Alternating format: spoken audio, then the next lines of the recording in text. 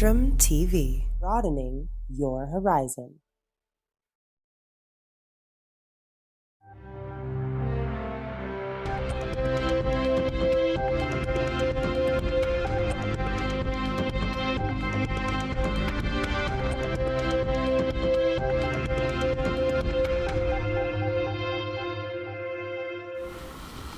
Hello and welcome to Spectrum News at 4. I am Beat O'Brien coming to you live from the beautiful hills of Ibiakuruan.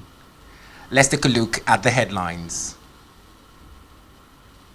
Court convicts former pension task team chairman Maina of money laundering.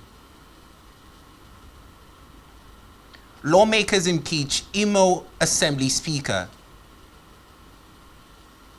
U.S. reopens borders after 20-month COVID-19 restrictions.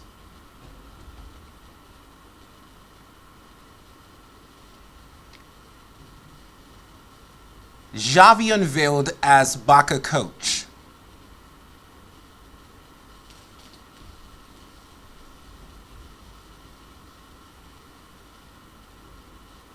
Details of this stories and more in a moment.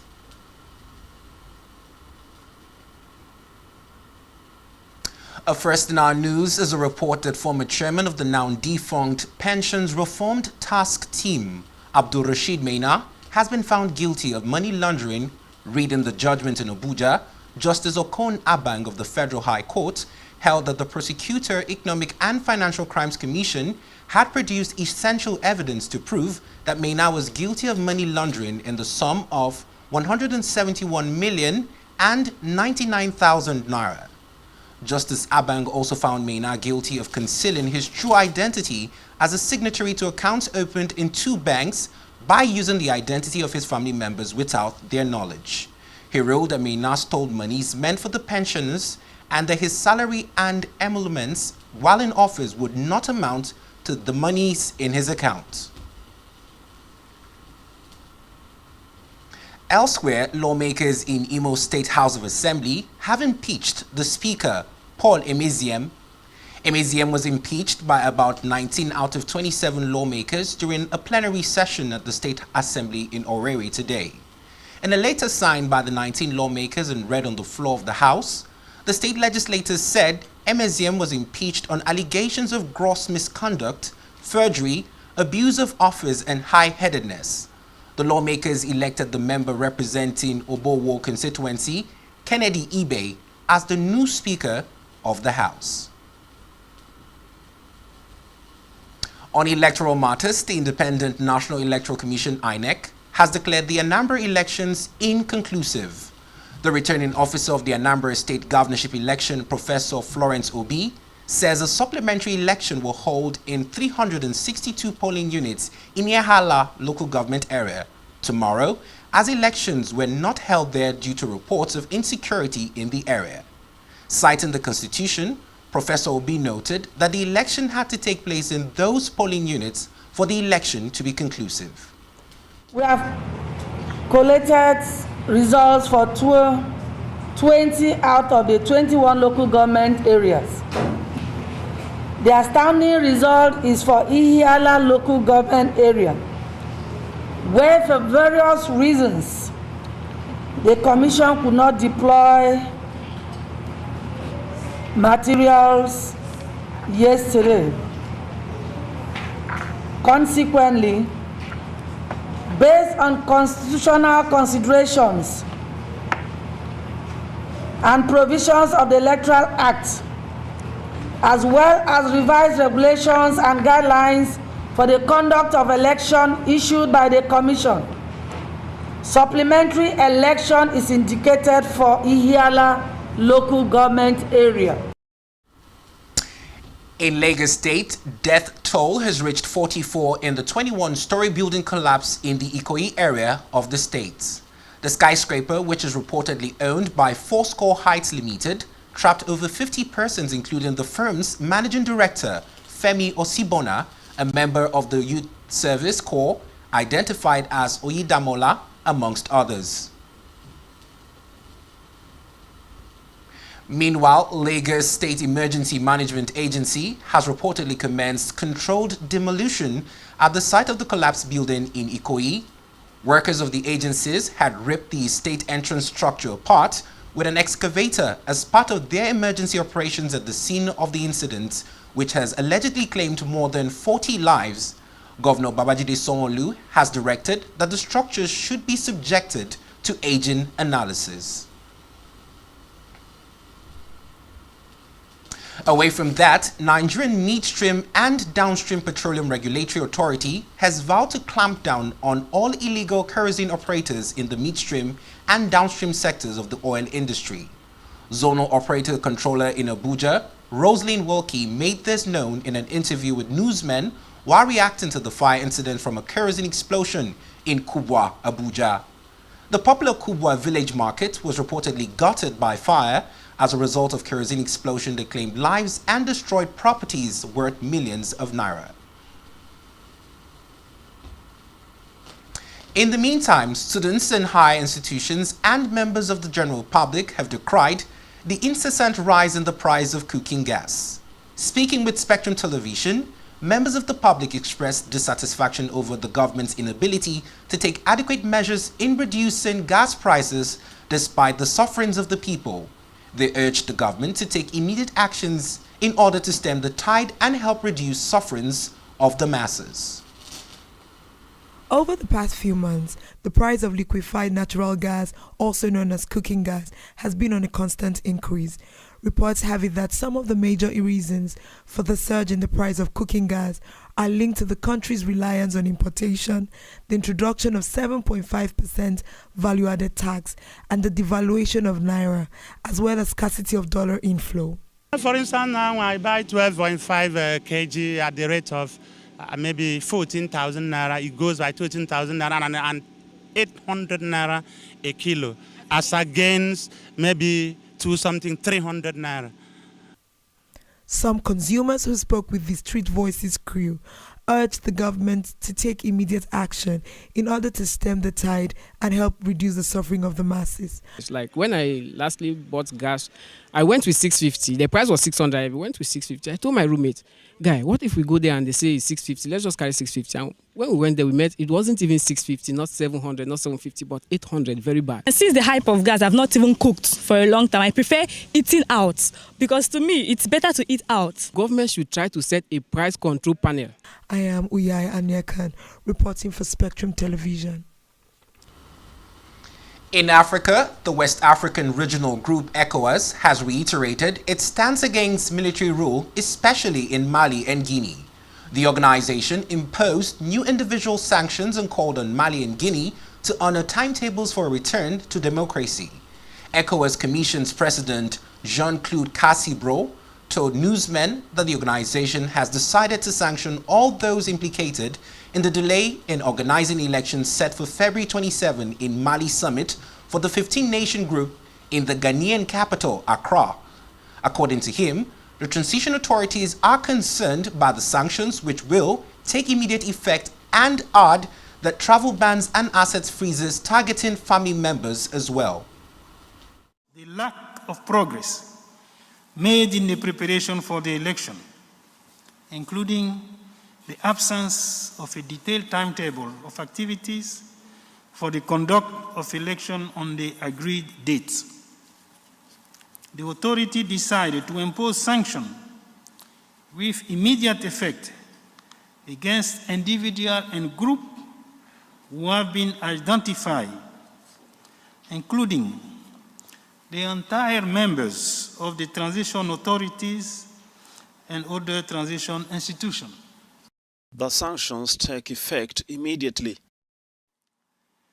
The authority condemned the expulsion of the ECOWAS. The authority take note of the recent development in Guinea, particularly the adoption of the transition charter, the appointment of a civilian prime minister, and the formation of the transition government. It urged the transition authorities to submit a detailed timetable of activities to be carried out under the transition.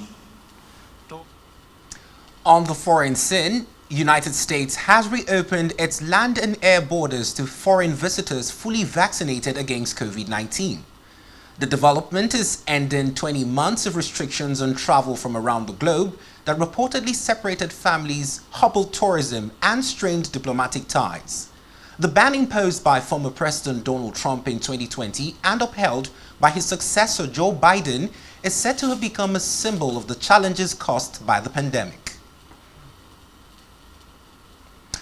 On the global COVID-19 update, cases surpassed 250 million today as some countries in Eastern Europe experienced record outbreaks and surge in the Delta variant decreased. According to reports, the daily average number of cases has fallen by 36% over the past 3 months, but the virus is still infecting 50 million people worldwide due to the highly transmissible Delta variant. Reports say many countries have resumed trade and tourism. Still to come on the news, Xavi unveiled as Barca coach.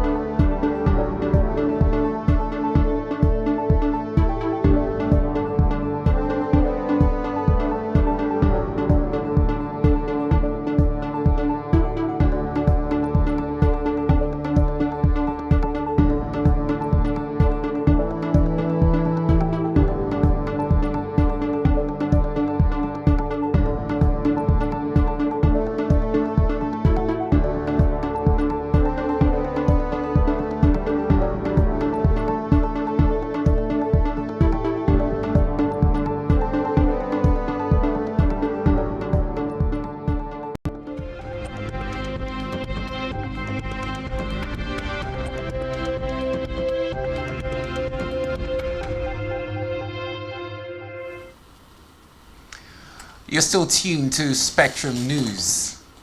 On our business news, deposit money banks and insurance companies are expected to rake in the sum of 22.6 billion naira in bank charges and insurance premiums from ministry departments and agencies of the federal government in 2022. This is according to data analysis contained in the 2022 budget proposal for the MDA submitted to the National Assembly for approval. The amount may, however, be higher as certain government agencies do not include the allocations from bank levies and insurance premiums. In health, Nigerian Medical Association NMA says COVID-19 vaccines have preventive measures against serious illnesses. Dr. Harrison Omokwa, chairman of NMA Edo, who gave the advice in an interview with newsmen, urged the public to take the COVID-19 vaccines in order to curb the spread of the disease. According to him, getting vaccinated may also protect people, particularly those at increased risk of severe illnesses from COVID-19. Still on health, the Nigerian Center for Disease Control (NCDC) has announced that Nigeria has recorded 86 new cases of COVID-19 with 1 death. According to the Public Health Agency, 212,713 cases have been confirmed so far. 204,379 cases have been discharged, and 2,906 deaths have been recorded in 36 states and the Federal Capital Territory. It added that in the new cases, Kaduna recorded 41 new infections, Lagos 24, Osun 10, Bauchi 6, Ekiti and Ondo 2 each, whereas Edo had just the 1 case. In sports, Xavi Hernandez has been unveiled as Barcelona's new coach today as thousands of fans welcomed the club's legendary former midfielder back to the Camp Nou. Xavi told a crowd of about 10,000 fans that the club will work to the highest standards to attain success.